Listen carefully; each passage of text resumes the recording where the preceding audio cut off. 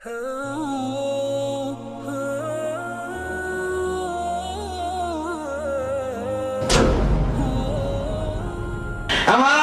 বাবারা সুদ ঘুষকে খায়, আপনারা না জানলেও মসজিদের হুজুর জানে কি জানে না? আমি দাওয়াত দিলে হুজুরের নাও আসতে পারে, কিন্তু যেই বাড়ে সুদ ঘুষের ব্যবসা করে এর বাড়ি দাওয়াত দিলে দৌড় দিয়া যাওয়ায়। একটু মিস না, ফতুয়া দেওয়া উচিত ছিল কি? আর আমরা আলেম ভাইরা দিতেছে কি? হ্যাঁ, যদি আপনার মিলাতে মোনাজাত ভালো না লাগে আপনি কইরেন না, কিন্তু বাধা তো দিতে পারেন না। কারণ আমার আল্লাহ কোরআনে বলছেন সৎ কাজের আদেশ দিতে, অসৎ কাজে বাধা দিতে। আলেম ভাইরা আছে, নেতা ভাইরাও আছে। বিবেকের ব্যাপার, পৃথিবীর সবচেয়ে বড় বিচারক হইল কিন্তু নিজের বিবেক। কথা ঠিক কিনা রে বাবা? ট্রাকের পিছনে লেখা থাকে পৃথিবীর সর্বশ্রেষ্ঠ আদালত হইল বিবেক, পৃথিবীর সর্বশ্রেষ্ঠ বুদ্ধি হলো বিবেক। আব্বা জানলারে, বাবা জানলারে, আমার ভাইরা, জানাজার মোনাজাত কি জন্য? ওলিউল্লাহ হুজুর মারা গেছে, ইমাম সাহেব জানাজা পড়ছে, বলল মনে করেন আমার জানাজা যদি আমার ছেলে মেয়েরা একটু সুযোগ দেয়, আশা তো করি অন্তত 50 থেকে 1 লক্ষ লোক তো আমার জানাজা হওয়ার কথা ইনশাল্লাহ। এটা আমার বিশ্বাস। যদি আমার ছেলে মেয়েরা আমার জানাজার জন্য একটু মানুষদেরকে সময় দেয়। আব্বা জানলে যদি হুজুরে বলে ওলিউল্লাহ হুজুর চলে গেলেন আর কোনোদিন আসবে না, ওনার জন্য 3 বার কুল হুয়াল্লাহ পড়ে আমরা একটু দুরূদ শরীফ পড়ে মোনাজাত করে দেই। শুধু দুরূদ শরীফ পড়লে কোরআনকে অমান্য করা হবে। আমরা দুরূদ সালাম করে হুজুরের জন্য একটু দোয়া করে দিই, কারণ আল্লাহ বলেছেন দুরূদ করতে সালাম দিতে। মারহাবা বলো। আব্বা জানলে আমার আল্লাহ যদি আমার আলেম ভাইটারে বিবেক দিয়ে দেয়, হে পাগলা, আমি তো কোরআনে বলেছি ভালো কাজের আদেশ দিতে, খারাপ কাজে বাধা দিতে। এখন এই লোকটা তো টেঙ্গারচর থেকে চিরদিনের জন্য চলে গেল, আর কোনোদিন তাকে মসজিদে পাওয়া যাবে না। যে কবরে যাবে তাকে আর মসজিদে পাওয়া যাবে? জুমা নামাজ পড়তে আইবো? আর কোনোদিন ঈদের নামাজে তাকে পাওয়া যাবে না। এই জন্য এই পাগলার লোকটার জন্য 3 বার কুল হুয়াল্লাহ পড়েন, কয়েকবার দুরূদ সালাম পড়ে দোয়া করি। 20,000 মানুষ যদি আমার জানাজায় হয়, আমার ছেলে মেয়েদের যদি 1000 কোটি টাকাও থাকে, আমার জন্য কিন্তু 20,000 খতম পড়াইব না। কথা ঠিক বলছে কিনা জানি না? আমার জন্য কিন্তু 20,000 খতম আমার ছেলে মেয়েরা পড়াইব না। কিন্তু আপনারা যদি 20,000 মানুষ, 50,000 মানুষ বা 500 মানুষ আপনার জানাজার নামাজে আসছে, তার 3 বার কুল হুয়াল্লাহ পড়লেন, 500 কোরআনের খতম। এই যে লোকটার জানাজা পড়া হলো, এই লোকটার সাথে তো আমার শত্রুতা নাই, ঝগড়া নাই, কিন্তু কাজ কারবারে বোঝা যায় আমার সাথে শত্রুতা নিয়ে আসে। কারণ আল্লাহ মানুষগুলো নেতা ভাইগুলো আলেম চেয়ারম্যান ভাই বাজানদের লইয়া একটু দোয়া করবো, হুজুরে কয় দোয়া লাগবো না, বোঝা যায় না মনে হয় কোনো ঝগড়া ঠগড়া আছে। কথা কন না, কথা কন না। আর এমন কোন মায়ের পুত্রী পৃথিবীতে জন্মগ্রহণ করেছে এই জানাজার মোনাজাত করে কোনো খারাপ কাজ বলতে পারবে? খারাপ কাজ যদি না হয় এটা কেন বলবো? বেদাত তো মসজিদের বেতন নেওয়া বেদাত, কোনোদিন কইছে হুজুরে? যে হুজুরে বেদাত বেদাত বেশি বলবে, নেতা ভাইদেরকে সাক্ষী রেখে বলে যাচ্ছি তাদেরকে বেতন দিবেন না। বেদাত যদি বন্ধ করতে সব বন্ধ করতে হবে। আমার রাসূল সাল্লাল্লাহু আলাইহি ওয়াসাল্লাম ইমামতি করে বেতন নেয় না, কথা কয় না কেন? কিন্তু হ্যাঁ তো কইবেন। নেতা ভাই আপনারা সাক্ষী রেখে পেয়ে গেলাম, আমার রাসূল সাল্লাল্লাহু আলাইহি ওয়াসাল্লাম ইমামতি করে বেতন নেন নাই। তুমি হুজুর আজ পর্যন্ত আমিও কই নাই, কারণ বেতন বন্ধ হইলে ফলাবার খাইব, আমিও কই নাই, কমবো না কোনো দিন। বেতন নেওয়া বেদাত কইলে আমাকে চা নাস্তা চলবো মিয়া, আমার হুজুর বলছে সত্য কথা। আজকে আমার আল্লাহ বক্তা বানাইছে আপনাকে দোয়া, আমার বাবা মার দোয়া। কিন্তু আমার ভাইজানদের মতো যদি আমি ইমামতি করতাম তাইলে কি খাইতাম, কি করতাম? আমরা কিন্তু আসলেই অসহায়, আমরা আলেম সমাজ কিন্তু আসলে অসহায়, এটা আপনাদেরও বুঝতে হইব। মায়া কইল মসজিদে টাইলস লাগান, সব কিছু করেন, হুজুরের বেতন বাড়ান না, 500 টাইলস লাগাইছে 3.5 লাখ টাকা, হুজুরের বেতন, হুজুর একটা দরকার শুনছে কয় বছর গেলেই কেক গেলেই বেতন বাড়াইতে পারেন, গেলেই বেতন কত 3700। হাসেন, বড় দুঃখ আমাদের আলেম সমাজের। বেতন বাড়াইতেই চায়, ইংরেজি ভরাইবো বলারে 2800, আরো 200 বাড়ায় দিন, একটু ভালো করে পড়ায়। আর হুজুর আমার বাচ্চাদের একটু কোরআন শিখে গেল, হুজুর খুশি করবো কত হুজুর গায়ে কি কথা, এটা একটা কথা কইলেন, হ্যাঁ এটা একটা কথা করে হুজুর বুঝে 300 টাকা চাই কইছে, হ্যাঁ বাড়াইলে কত বাড়াইবে? হুজুরকে আর কষ্ট দিয়ে, কারণ হুজুর তো জানে এইগুলো 1000 দিত না, কথা ঠিক কিনা? যে 350 কইছে, হ্যাঁ কি 1000 দিব? অতিরিক্ত জায়গায় কি লইছে 350 কইলাম, হুজুর না আমার ব্যবসা, কথা ঠিক কিনা?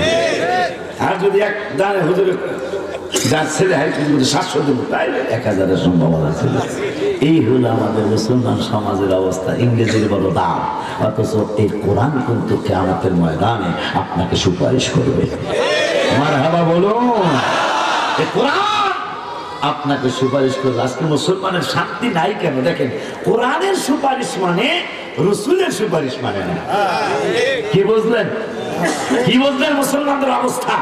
যদিও এই ব্যাপারে আমরা আলিয়া কমিয়া ঐক্য, আলিয়া এবং কমি উভয় মাদ্রাসার আলেমরা রসুলের সুপারিশ মানে, আলহামদুলিল্লাহ বলো।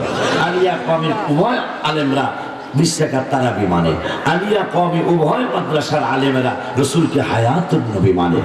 ওনাদের সাথে আমাদের তেমন কোনো কিছু নেই, কিন্তু আহলে হাদিস যারা, এদের সাথে পুরাপুরি হবে। কথা কন্যা কামিয়া সুন্নত পড়তে চায় না, টুপি লাগবো না, হ্যাঁ নামাজ দরকার নামাজ। এই বিশেষ করে বিদেশ যা একটু ঘোরাফিরি করে আসলেই, আমিও বিদেশ করছি, আল্লাহ দিলে আল্লাহ আমাদের ঠিক রাখছে। এই বিদেশে ঘুরে আইলেই টুপি লাগবো না, সুন্নত লাগবো না, মোনাজাত লাগবো না, লাগবো কি? হ্যাঁ 800 টাকা হাদিসই বোঝে নাই। বুখারী শরীফের কিতাবুল তাহাজ্জুদের অধ্যায় হইল এই হাদিসটা, যে 800 রাকাতের কথা আমার ভাইরা কয়, আরে হাদিসই বোঝে নাই।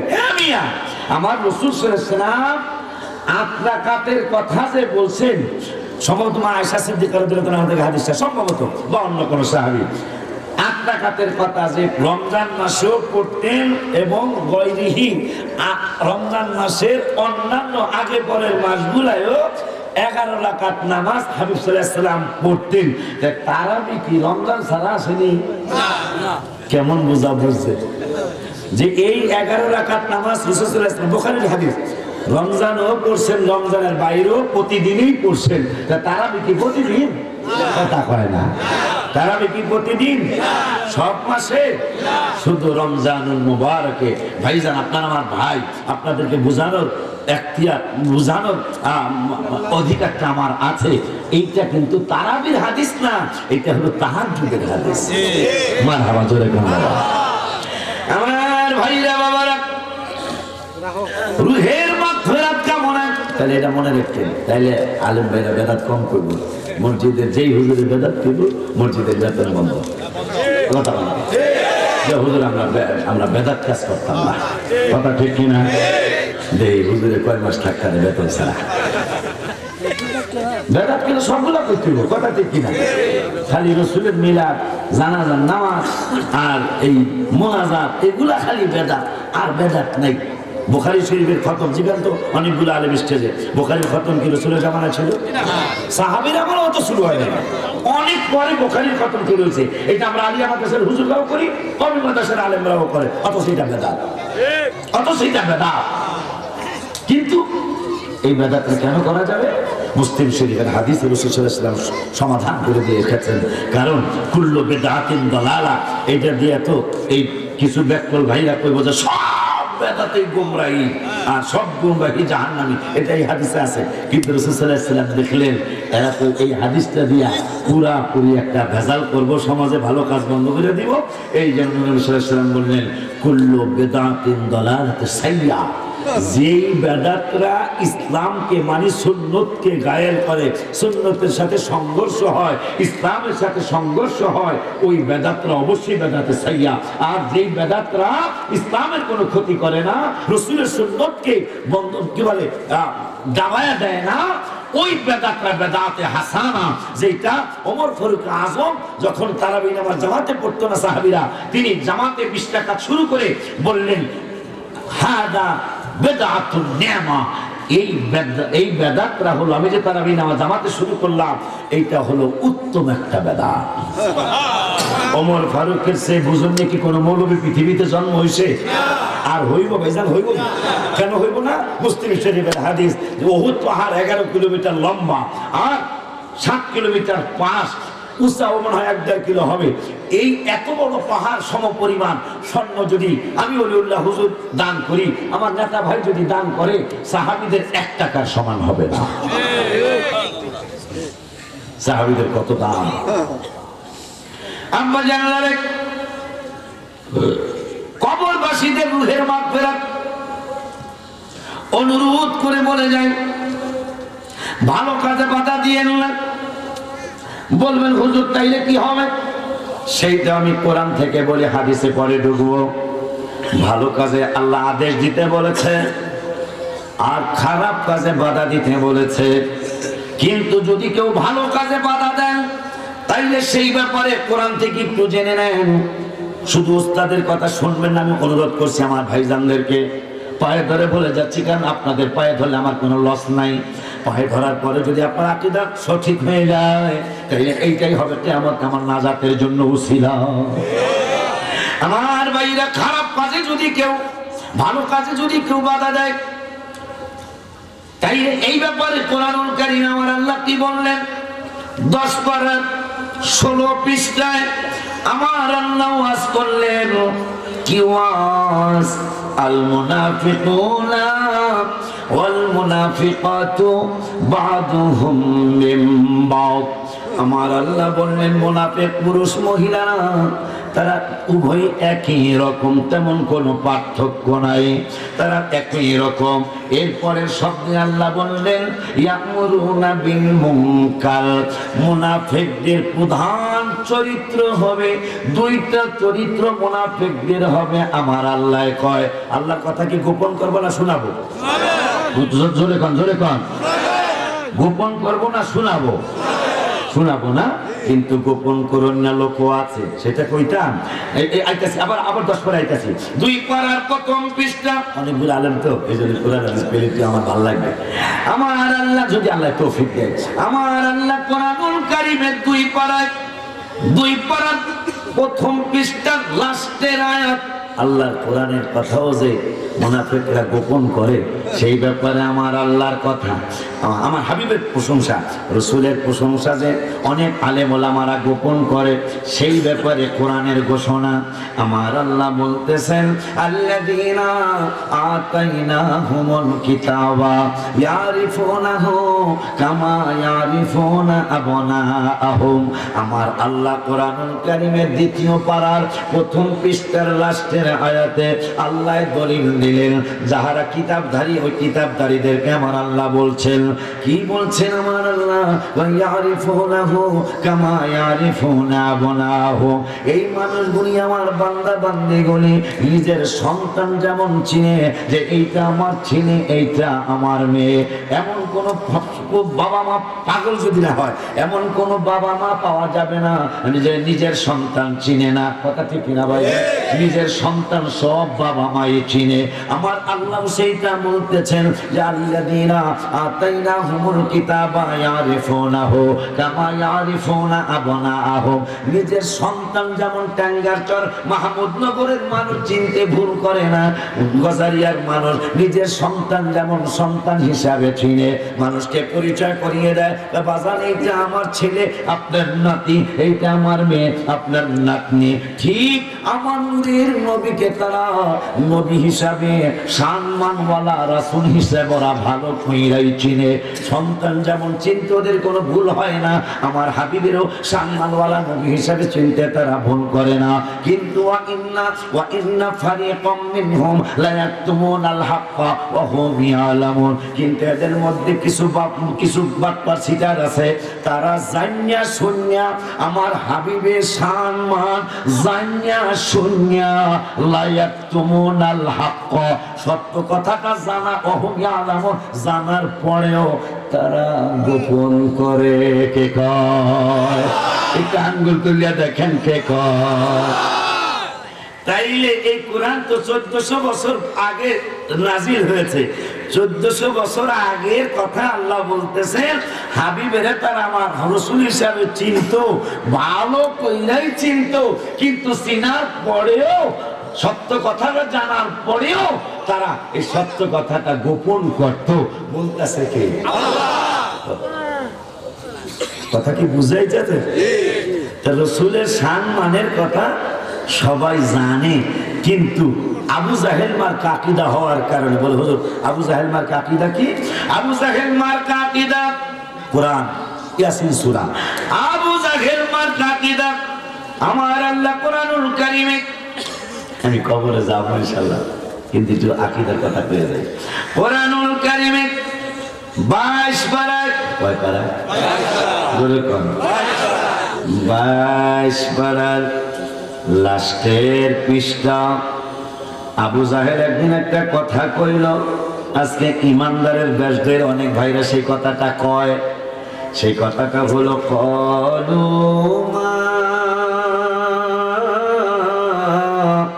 আনতুম ইল্লা বাশারুম মিথলুনা।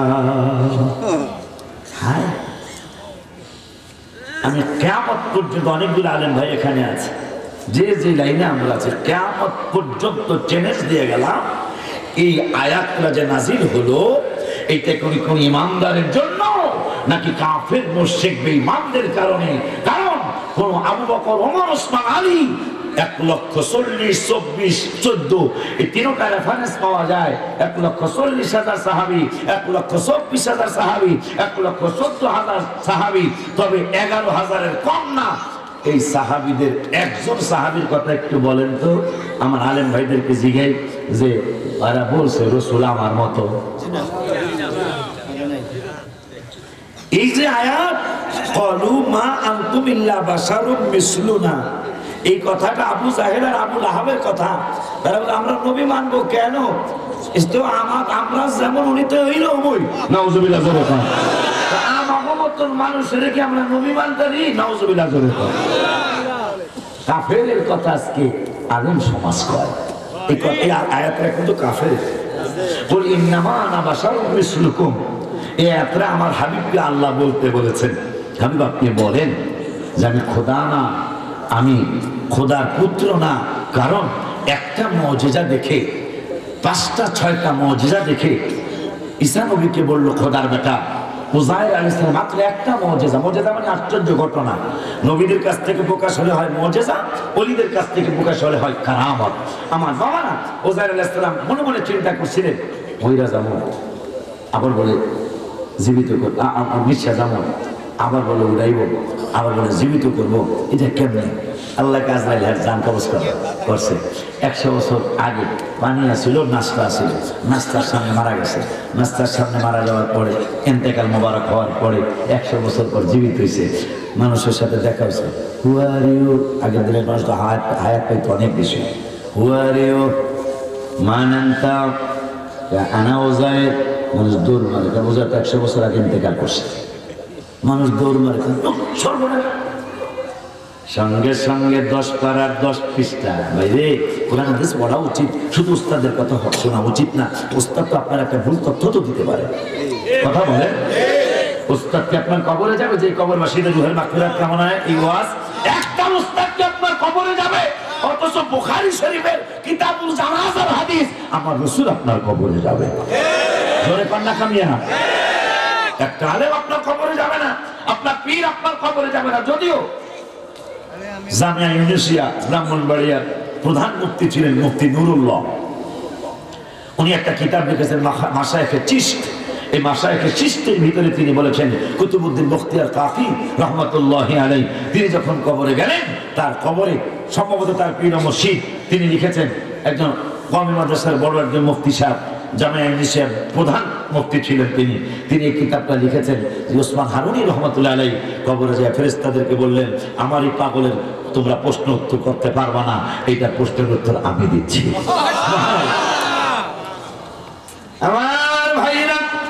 10 পারার 10 পৃষ্ঠা মাত্র একটা মুজিজা দেখছে। অকালাতিল ইয়াহুদু উযাইরুন ইবনুল্লাহ, ইহুদিরা কয় উযাইর খোদার বেটা, খোদার পুত্র। নাউজুবিল্লাহ। কোন মুজিজা দেখছে কয়টা? জোরে কোন বাবা। মুজিজা দেখছে মাত্র একটা। অকালাতিল ইয়াহুদু 10 পারার 10 পৃষ্ঠা আমার আল্লাহ কয় ওয়াকালাতিল ইয়াহুদু উযাইরুন ইবনুল্লাহ, ইহুদিরা কয় উযাইর হইল খোদার পুত্র, কারণ 100 বছর আগে তিনি ইন্তেকাল হয়েছেন। 100 বছর পরে একটা মানুষ আবার কেমনে জীবিত হয়? অবশ্যই তিনি খোদার পুত্র হবেন। আর আল্লাহ নবী ঈসা রুহুল আলাইহিস সালাম বাবা ছাড়া পৃথিবীতে শুভাগমন করেছেন। যেই রাসূলের ব্যাপারে, যেই ঈসার ব্যাপারে আমার আল্লাহ বলেছেন ওয়াসসালামু আলাইয়া ইয়াওমা বুলিতু ওয়া ইয়াওমা আমুতু ওয়া ইয়াওমা উবআসু হাইয়া।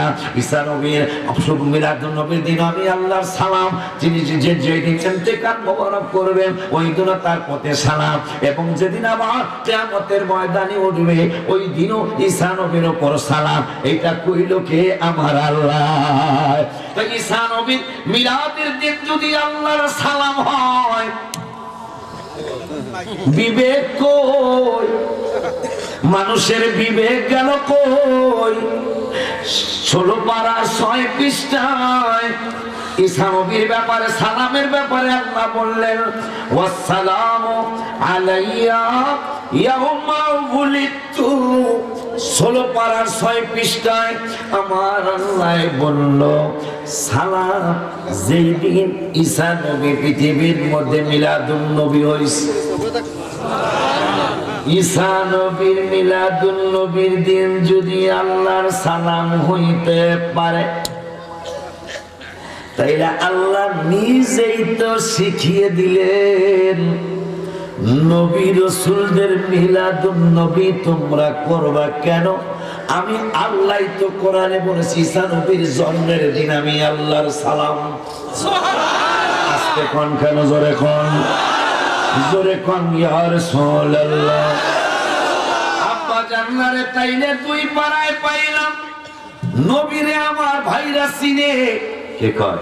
আল্লাহ। কথা কন না, চিনবে না কেন? নামাজ আল্লাহ। রওজা মুবারকের সামনেই গজলটা আমার লেখা। নামাজ আল্লাহ সালাম নেয় না আল্লাহ পাকে, ওয়াজিব হলো সালাম দিবে নবীজিকে। সিদ্ধান্ত তো আমার আম্মাজান আম্মা হাসিনা নেয় নাই, এই সিদ্ধান্ত আমার আব্বাজান আব্দুল হামিদ অ্যাডভোকেট প্রেসিডেন্ট বাবাই নেই নাই। আল্লাহর কুদরতি সংসদে বিল উত্থাপন করলেন আমার আল্লাহ। সরকারি দল নাই, বিরোধী দল নাই, আমার আল্লাহ সিদ্ধান্ত নিয়ে দিলেন নামাজ আমার কেউ আমার টাঙ্গাচরের হাবিবের উম্মতেরা, সারা বাংলাদেশের নয় শুধু সারা বিশ্বের হাবিবের উম্মতেরা, নামাজ আমার। কিন্তু আমি আল্লাহরে তোমরা সালাম দিলে নামাজ হবে না। আমি আল্লাহ সিদ্ধান্ত নিয়েছি, আমাকে বাধা দেওয়ার কেউ নাই, আমার কাজে বাধা দেওয়ার মতো কোন পুরুষ মহিলা, কোন মানুষ, কোন মাখলুকাত নাই। এই জন্য আমি আল্লাহ সিদ্ধান্ত নিলাম আমার নামাজে আমার সালাম দিবা না, আমার নামাজে আমার হাবিবের সালাম দিও। আমি রওজা শরীফের সামনে বসে নাথ শরীফটা আমার লেখা। নামাজ আল্লাহ সালাম নেয় না আল্লাহ পাকে, ওয়াজিব হলো সালাম দিবে নবীজিকে। বলো নামাজ আল্লাহ সালাম নেয় না আল্লাহ পাকে, ওয়াজিব হলো সালাম দিবে নবীজিকে। ওই নবীকে ভালোবাসলে থাকবি সুখে, বলো ওই নবীকে ভালোবাসলে থাকবি সুখে। বলো স্বাদ মেটে না রওজা দেখে, রওজা দেখে, রওজা দেখে, স্বাদ মেটে না রওজা দেখে, রওজা দেখে, রওজা দেখে। আশিকেরা মুমিনেরা ঈমানদাররা অল্প কথাই বুঝে ফেলে, আশিকেরা ঈমানদাররা মুমিনেরা অল্প কথাই বুঝে ফেলে। মুনাফিকদের নবীর দিদার নাই কপালে, ঈমানদাররা অল্প কথাই বুঝে ফেলে। সালমান ফার্সি অল্প কথায় বুঝে ফেলছে, বাবা হযরত বেলাল অল্প কথায় চিনে ফেলছে, বাবা আবু বকর দুই এক কথায় নবী চিনছে। মুনাফিকদের রাসূলের দিদার নাই কপালে, আশিক পাবে নবীজিকে সুখে দুঃখে, বলো আশিক পাবে নবীজিকে সুখে দুঃখে, বলো স্বাদ মেটে না রওজা দেখে, রওজা দেখে, রওজা দেখে, স্বাদ মেটে না রওজা দেখে, রওজা দেখে, রওজা দেখে। কি পাঠটা দেখা যায় স্টেজের আলেম ভাই অনেকে শুনে আমার গজল, হ্যাঁ পাঠটা, কিন্তু আমারও তো পাঠটা দেখা যায়। এটা হলো ইমানদারের লক্ষণ। আবু বকর বলেছিলেন, আলেমরা সাক্ষী, অনেকগুলো আলেম, আপনি নবুয়তের সাক্ষী কি? তুমি যে স্বপ্নে দেখছিলে এই নেই, তুমি যে স্বপ্নে দেখছিলে ওইটাই আমার নবুয়তের সাক্ষী। আবু বকরকে কালেমা পড়া, কারণ স্বপ্নে দেখছি আমি, খবর দিল শুন কয়, আমি দেখছি স্বপ্নে, স্বপ্নে খবর দিল শুন কয়, তাই এই নবী তো আমার মতো না, আমরা দেখিনি কালেমা পড়া। সালমান ফার্সির কথা কইলাম, সত্য ধর্ম সরানো জানি কিসা, সত্য ধর্ম খুঁজতে খুঁজতে শেষ পর্যন্ত রাসূলের কদম মোবারক আসে, আয়েশা কে নবী বাইটা দিলাম, নবী কেন নো কেন কেন সালমান তো কয় নাই যেটা আমি সৎকার দিছি, কারণ বুখারী শরীফের হাদিস, কিতাব পড়ে অনুরোধ করে গেলাম, ইনশাআল্লাহ অনেক ওস্তাদের প্রতি আপনাদের ঘৃণা চলে আসবে। একটা কথা, ছোট্ট একটা কথা বলে গেলাম, আমার ভাইরা শুধু ওস্তাদের কথা না শুনে নিজেরা আবার একটু কিতাব পড়বে, ইনশাআল্লাহ ইনশাআল্লাহ ইনশাআল্লাহ, তিনবার বলে গেলাম, আল্লাহর উপর ভরসা করে আপনাদের অনেক ওস্তাদের প্রতি আপনাদের ঘৃণা চলে আসবে। কারণ ওস্তাদরা ওনারা তো আর কিতাবের মালিক না, কোরআনের মালিক আল্লাহ। কোরআন নাজিল করছে আমার রাসূলের উপর, ঠিক কিনা? এই কোরআন রাসূলের জবান মোবারক, সাহাবীরা রাসূলের সামনে কাজ করে আমল করেছে, সবকিছু মিলিয়ে দিলে হাদিস রাসূলের পক্ষ থেকে, এটা তো কোনো আলেম ওলামার না, ঠিক কিনা? এগুলো আপনারা পড়লে দেখবেন অনেক ওস্তাদের প্রতি আপনাদের অনেক ঘৃণা চলে আসবে। আমার ভাইরা কি জানো কইতে চাইছিলেন? সালমান ফার্সি কয় খুদ খুদ ইয়া রাসূলুল্লাহ, ইয়া রাসূলুল্লাহ, নবী কয় বুখারীর হাদিস, নবী উম্মতের অন্তরের কথাও বোঝে, সুবহানাল্লাহ বলে। সালমান ফার্সি যখন দিছে, আমার নূরের নবী কয় নবী রাসূলেরা সদকা খায় না, সুবহানাল্লাহ না, সেটা অল্প কথায় বুঝে ফেলে। আমি কি এমনি লিখছি নিয়া লেখার কারণ আছে না? সালমান ফার্সি কয় সর্বনাশ, প্রথম তো প্রমাণ পাইলাম যে রাসূলুল্লাহ, নবী রাসূলুল্লাহ সদকা খায় না, এটা তো প্রমাণ, আমি তো কইও নাই এটা সদকা দিছি, নবী জানিয়া লাইছে, সুবহানাল্লাহ। কোন একটু পরে আরেকটা জিনিস দিছে, নবী গ্রহণ করে কার কয়, হ্যাঁ নবী রাসূলুল্লাহ হাদিয়া খায়। সালমান ফার্সি কয় নবী গো আর দেরি নাই, আমাকে কালেমা পড়ান। কয় কেন? মাত্র দুইটা কথা জানার পরে বুঝলাম আপনি নূরের নবী।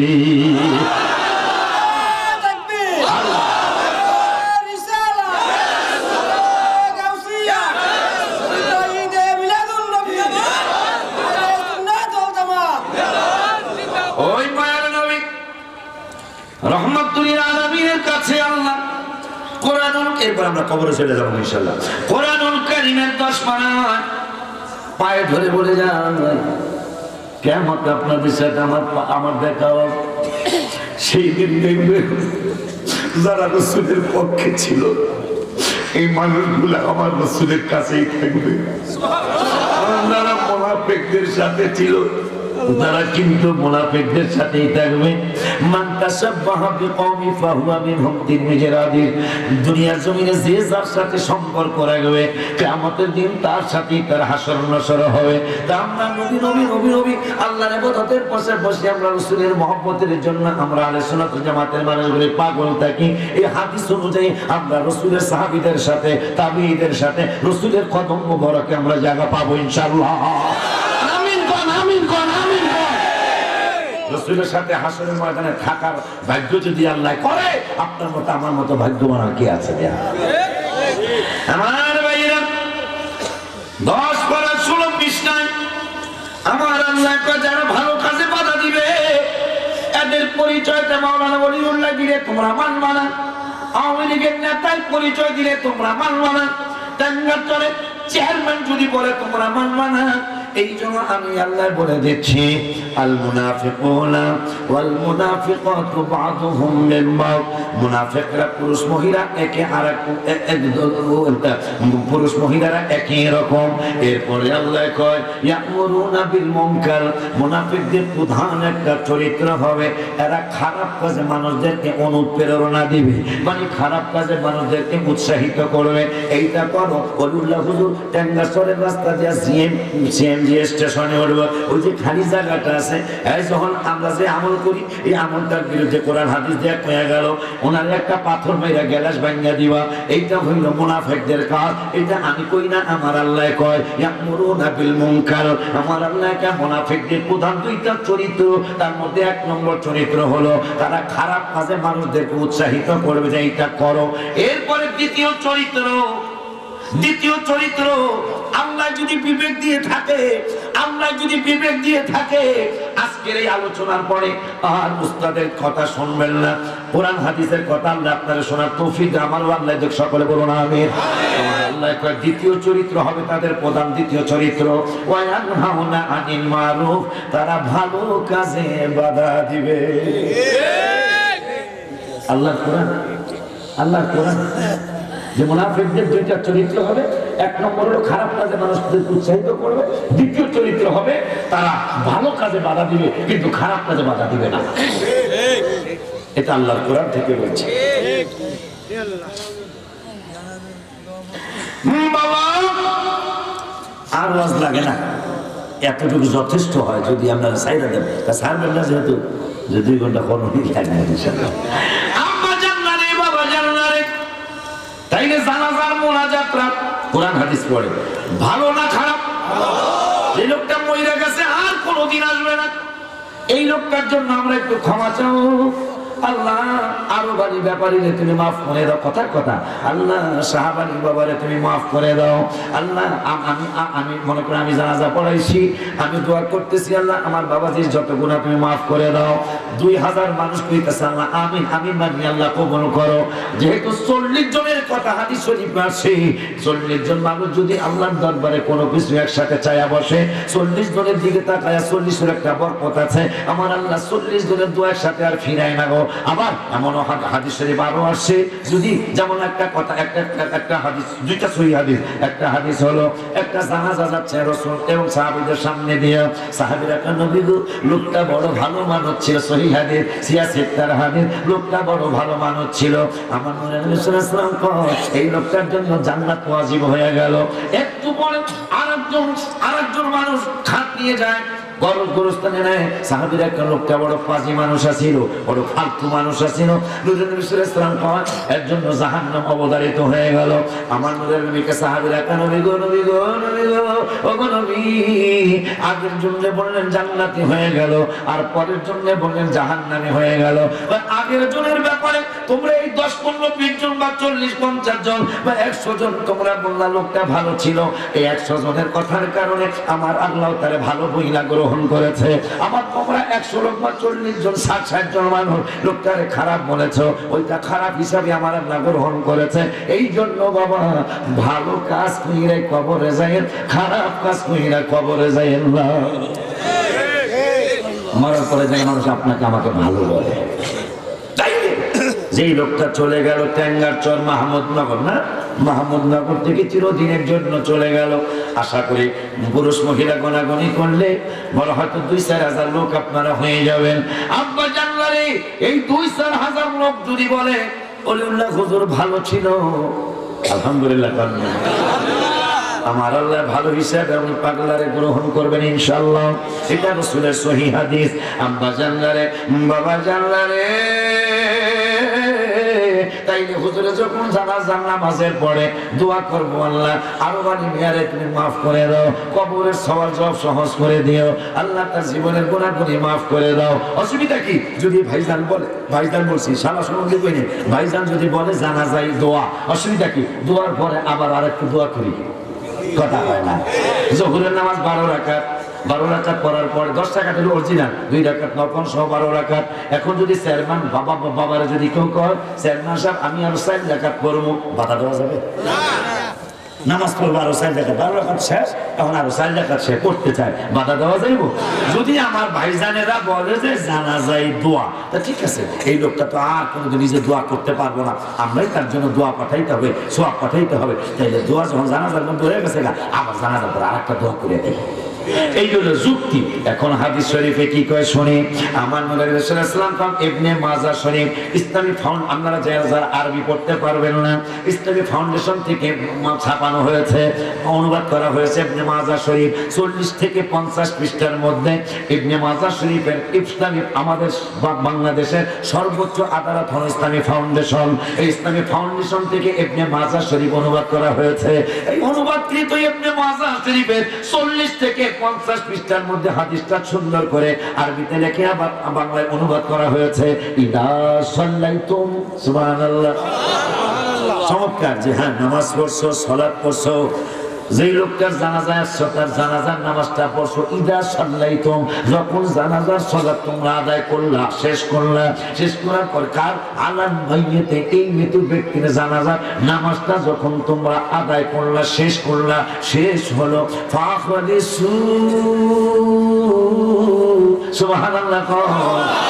আমার হাবিব সাল্লাল্লাহু আলাইহি ওয়াসাল্লাম বুঝিয়ে দিলেন যে হ্যাঁ জানাজার ভিতরে যে দোয়া আমি নূরে নবী তোমাকে বলে গেলাম, কিন্তু এটা হলো আম দোয়া। এটা হলো আম দোয়া, মানে এমনি সবাই সবার জন্য করছো, মনে মনে করছো। এখন ফাখলিসু, আমি নূরের নবী,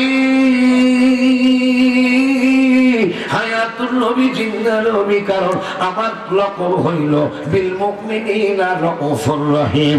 আমি রহমানুর রহিম, তুমি গফুরুর রহিম, তুমি হাবিবে তোমার রাউফুর রহিম, আজিজুল হাকিম, হাবিবে তোমার রাউফুর রহিম। মারহাবা কো।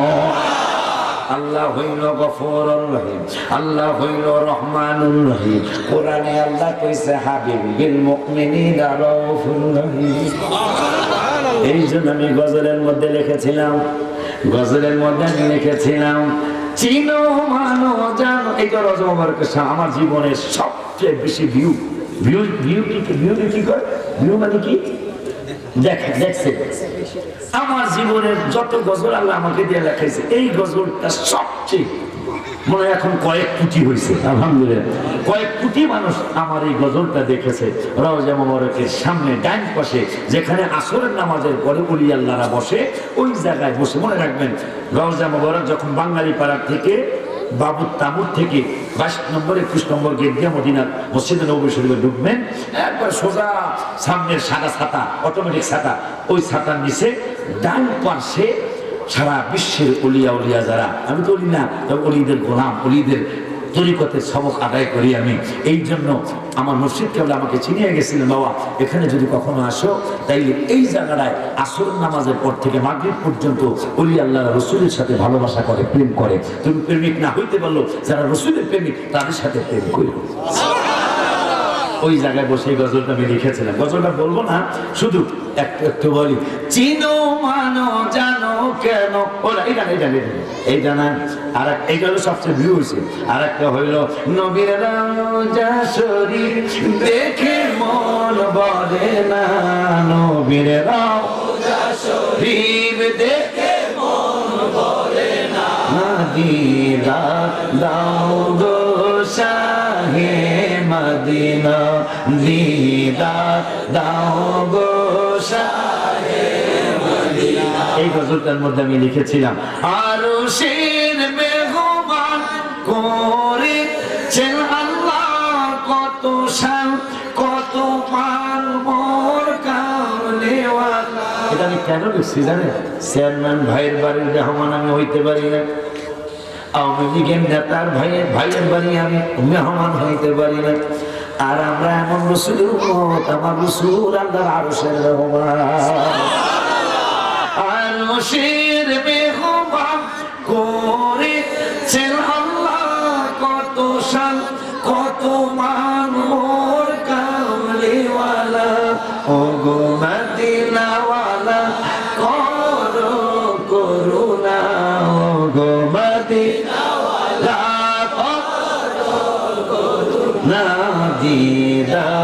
দাও গো শাহে মদিনা দিদার দাও গো শাহে মদিনা। আবার কোন ভাইয়ের ভিতরে কিন্তু কুতাবার লেগে মারছে, এটা সেরে কি কথা?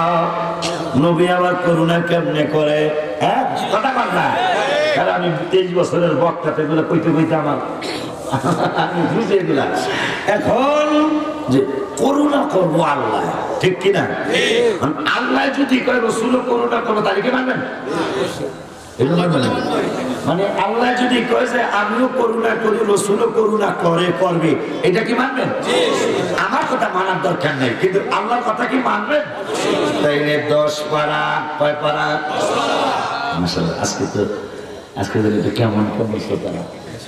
না না না, এটা মনে হয় চেয়ারম্যান সাহেবের কারণে, কারণ চেয়ারম্যান সাহেব এরকম করে তো সবসময় বসে না, আজকে বসে আলহামদুলিল্লাহ। আমার নেতা ভাইরাও পাই নাই মনে হয় এইভাবে, আজকে দিনে পাইছি আলহামদুলিল্লাহ। আল্লাহ আল্লাহ আল্লাহ আল্লাহ সুস্থতা দান করুক, আমিন বলুন। খালি খালি শিরকের গন্ধ বা মহব্বতের ঘেরান কোনো সময় লাগে না। সাহাবীরা, নেতা ভাই, সাহাবীরা, আমি আশ্চর্য, ভাইরাও পড়ছেন কিনা, আমি নিজে পড়ছি, তিরমিজির হাদিস,